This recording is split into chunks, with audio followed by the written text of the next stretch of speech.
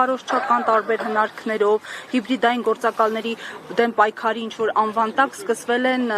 պրոցեսներ։ Անկախ որևէ հանգամանքից։ Հիմա ինչ պետք է անենք։ Մենք պետք է առաջարկենք այսօրվա կառավարիչներին, որպեսզի չանեն այդ քարոզությունը։ Իրանք գործը թող անեն, եթե այդպես իրանց ձեռնտու է, հանրությունն էլ իր գործը կանել։ Երեք նախորդին ավետեցին իշխանական շրջանակները հերթական լուրը Ադրբեջանից փաստորեն դիզվառելիք է ներկրվելու, ասում են դիվերսիֆիկացիայի տիրույթում սա պիտի դիտարկել եւ հրաշալի է ձեր գնահատականը։ Գիտեք,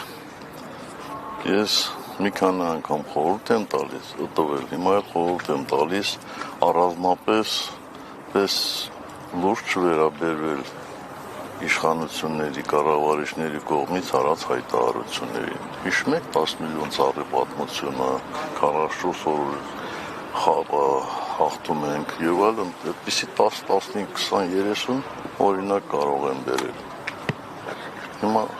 ինչ եք ուզում որ ես ասեմ։ Դիվերսիֆիկացիա է թե ոչ սա։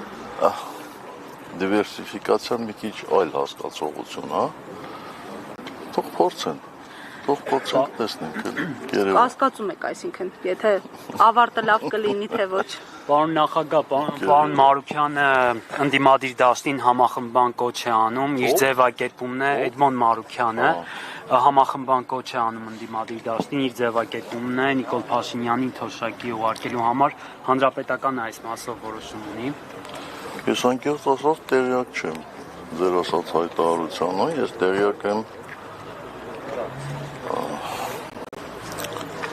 Իշխան Սաղաթելյանի հայտարարությանը, ոչ միայն հայտարարությանը, այլ Իշխան Սաղաթելյանը եկել հանդիպել ենք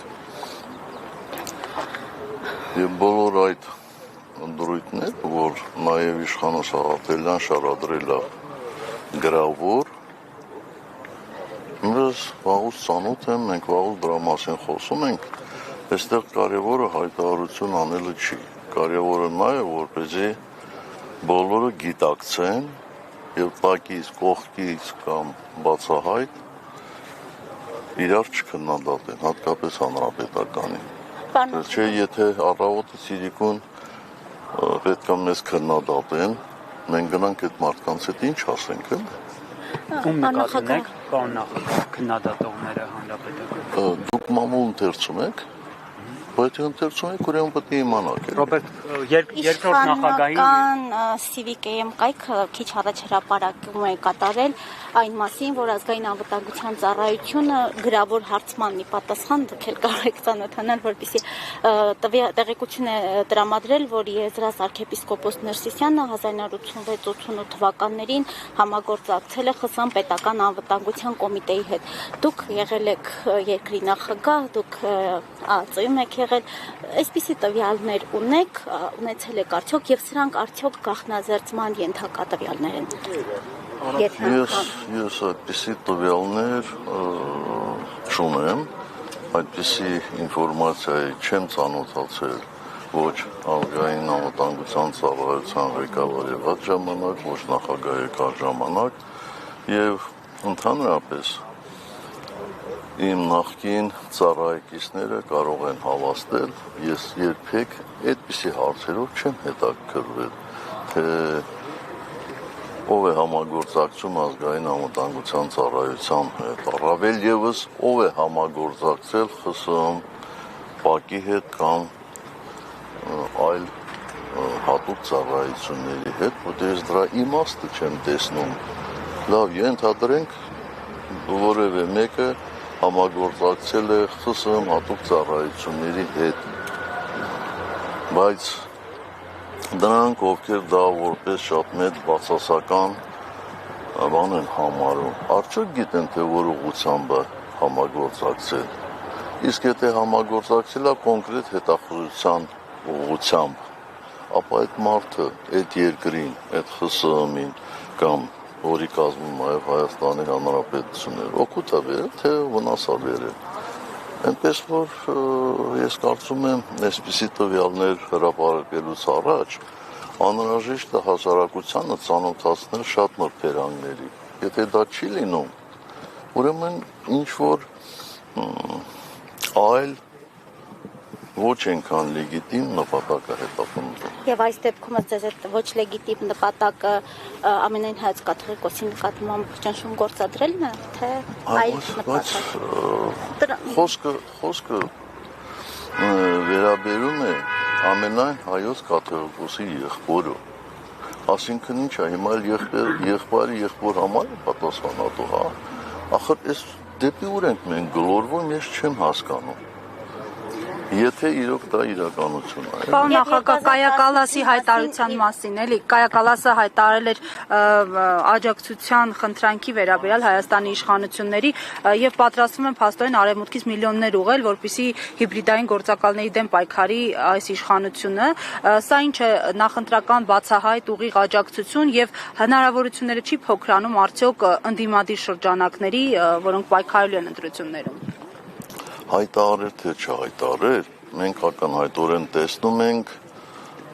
եվրոպական կառույցների բացահայտ աջակցությունը այսօրվա կառավարիչների։ Ես նախորդ անգամ ձեր հարցին պատասխանել եմ։ Մոլդովայի սցենարի կրկնություն տեսնում եք։ Հիմա նորից պետք է անդրադառնանք։ Ես չեմ կարծում, որ ինչ որ մի երկրում տեղի ունեցած իրադարձությունները նույնությամբ կարող են կրկնվել մեկ այլ երկրում։ Ես, որ